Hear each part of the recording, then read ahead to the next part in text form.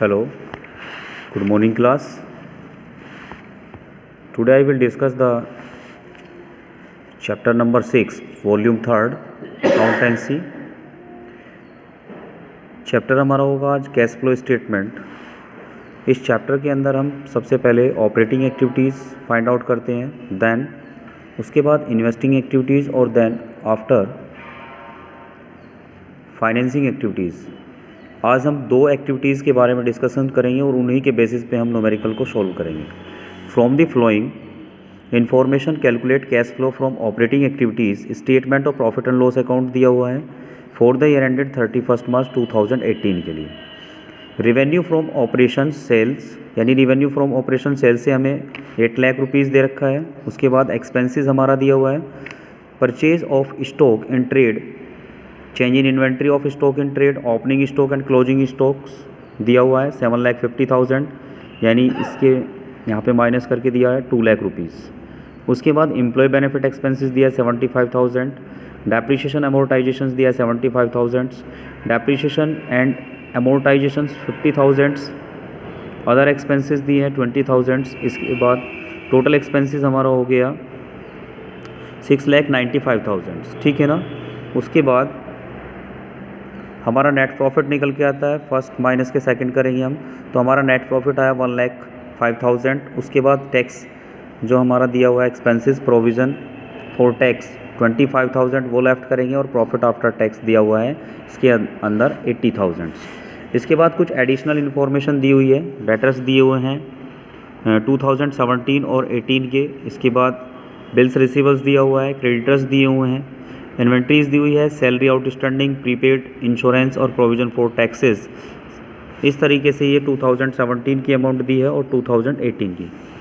तो जब हम इस क्वेश्चंस को सॉल्व करते हैं तो first of all you find out the net profits, ठीक है। तो नेट प्रॉफिट के लिए सबसे पहले हमें क्या करना है, देखिए यहाँ पे दिया हुआ है प्रॉफिट आफ्टर टैक्स, यहाँ दिया 80,000, ये प्रॉफिट आफ्टर टैक्स है, ठीक है ना।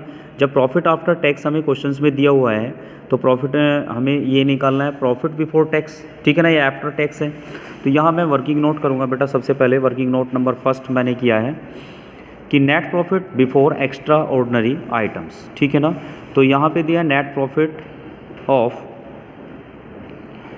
P&L statement as per statement of profit and loss 80,000 रुपये, यानी यहाँ पे statement of profit and loss accounts में 80,000 दिया है।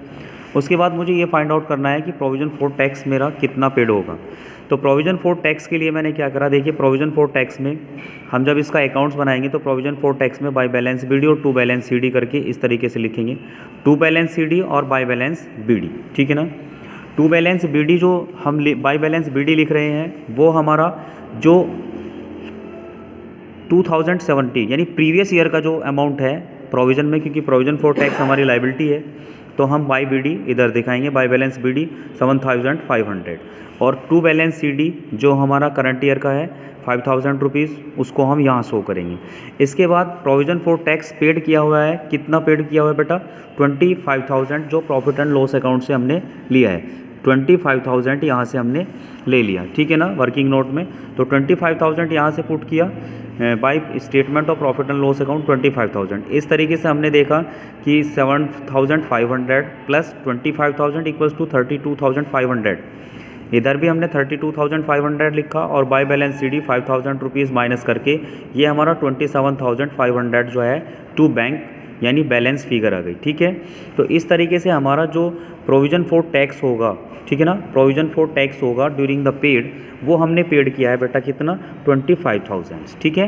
कितना पेड किया है 25,000। तो इस तरीके से हमारा net profit before tax and extraordinary items आ जाएगा 1,05,000।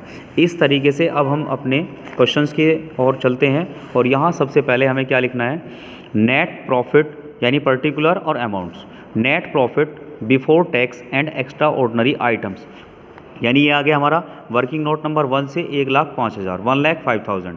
इसके बाद हम इसमें कुछ एडजस्टमेंट करते हैं। एडजस्टमेंट क्या होगी? Non cash and operating expenses.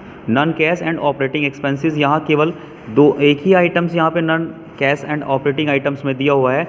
वो क्वेश्चन में दिया हुआ था डेप्रिसिएशन अमोर्टाइजेशन। कितने रुपीस दिया हुआ बेटा? डेप्रिसिएशन अमोर्टाइजेशंस दिया हुआ है इसमें 50,000। क्वेश्चन में दिया हुआ है, देखिए डेप्रिसिएशन अमोर्टाइजेशन, ठीक है ना। तो डेप्रिसिएशन अमोर्टाइजेशन हुआ हमारा 50,000। तो ये 50,000 हम क्या लिखेंगे यहाँ पे, इसको ऐड कर देंगे और 50,000 यहाँ ऐड किया तो ये हो गया 1,55,000। ये हमारा बन के तैयार हो गया हमारा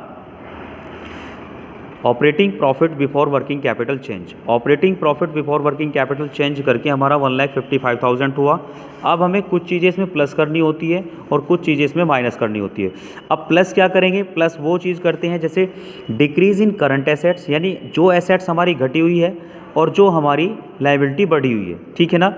अब जो एसेट्स घटती है और जो लायबिलिटी बढ़ती है वो हम operating profit before working capital change के बाद उसमें ऐड कर देते हैं और इंक्रीज़ इन करंट एसेट्स और डिक्रीज़ इन करंट लायबिलिटी उसको माइनस कर देते हैं, ठीक है ना। अब हम एडिशनल इन्फॉर्मेशन में चलते हैं। देखिए एडिशनल इन्फॉर्मेशन यहाँ दे रखी है। तो सबसे पहले बिल्स रिसीवल दिया है। बिल्स रिसीवल 2017 का दिया है 62,500 और 75,000, ठीक है ना, 2018 का। यानी ये 62,500 से 75,000 हो गया। तो ये 12,500 बढ़ा और ये हमारा बिल्स रिसीवल है। बिल्स रिसीवल हमारी क्या होती है? एसेट्स होती हैं, ठीक है ना। बिल्स रिसीवल क्या होती है? हमारी एसेट्स होती हैं। तो इस तरीके से ये क्या हो गया बेटा? ये हमारा बिल्स रिसीवल हमारे कितने थे? यहाँ देखिए ये डेटर्स है। डेटर्स की वैल्यू जो है 62,500 थी और 75,000 रुपये बढ़कर हो गई। तो ये हमारी करंट एसेट्स और करंट एसेट्स जब बढ़ती है तो उसको हम माइनस करते हैं। इसीलिए मैंने क्या करा, सैंडी डेटर्स की जो वैल्यू आई उसको मैंने 12,500 रुपये से लेफ्ट कर दिया। उसके बाद बिल्स रिसीवल है। बिल्स रिसीवल की वैल्यू जो है 20,000 2017 की है और 15,000 वहाँ है। तो ये घट गई 5,000 रुपये, ठीक है ना। ये हमारी 5,000 रुपये से लेफ्ट हो गया है। जब ये 5,000 रुपये से घटा है, करंट एसेट्स जब हमारी घटती है तो बिल्स रिसीवल हमारा घटा है तो ये ऐड में चले जाएगा। उसके बाद हमारी क्रेडिटर्स हैं। क्रेडिटर हमारे 42,500 के हैं और यहाँ पर ये क्या हुआ, 37,500 हो गया। तो इसका मतलब ये भी घट गए। जब हमारी करंट लायबिलिटी घटती है, ठीक है ना, डिक्रीज इन करंट लायबिलिटी होती है तो वो माइनस में जाती है और माइनस वो हमारा करंट जो क्रेडिटर्स है वो 5,000 रुपये से क्रेडिटर्स माइनस हो गए, ठीक है। तो इस तरीके से कैरी ऑन जब क्वेश्चंस कर रहे हैं तो इसमें जो चीज़ें हमारी दो चीज़ें जो जैसे आउटस्टैंडिंग सैलरी है ये इंक्रीज़ हुई है, ठीक है ना। इंक्रीज़ इन करंट एसेट्स कितना 2,500 रुपये से इंक्रीज़ हुआ। इन दोनों को ऐड करा तो 7,500 आया। 7,500 हमने 1,55,000 में ऐड करा तो 1,62,500 आया। टोटल ये हमारी क्या है, ये हमारी करंट एसेट्स इंक्रीज़ हुई है। जैसे सैंड्री डेटर्स हमारे 12,500 से इंक्रीज़ हुआ, इन्वेंट्री हमारा 12,500 से इंक्रीज़ हुआ, प्रीपेड इंश्योरेंस ये हमारा 1,200 से इंक्रीज़ हुआ और सैंड्री क्रेडिटर्स हमारा डिक्रीज़ हुआ है 5,000 से। तो इनको सम किया तो 31,250 रुपीज़ आया। इस तरीके से ये हमारा सारा माइनस में आया, नेगेटिव है। 1,62,500 में से 31,250 हमने लेफ़्ट करा। लेफ़्ट करने के बाद ये पॉजिटिव आया है तो इसीलिए हमने क्या लिखा, cash generated from operating activities 1,32,250 rupees. इसके बाद जो हमने टैक्स पेड करना था, ठीक है ना, वर्किंग नोट के फाइंड आउट किया था हमने, टैक्स पेड किया था 27,500। तो वो इसमें से लेफ़्ट कर देंगे, ठीक है ना। माइनस करने के लिए हम ब्रैकेट का साइन चूज़ करते हैं। 1,31,250 में से जब 27,500 लेफ़्ट किया तो 1,03,750 रुपीज़ हमारा ये पॉजिटिव आया है। तो इसीलिए हमने क्या लिखा है, कैश फ्लो फ्रॉम, ठीक है ना। यदि ये नेगेटिव आता तो यहाँ पे नेगेटिव में हम cash flow used operating activities लिखते। इसका मतलब ये है कि हमारा जो ऑपरेटिंग एक्टिविटीज़ आया है वो पॉजिटिव आया है, यानी cash operating activities is positive, ठीक है ना। Thank you classes.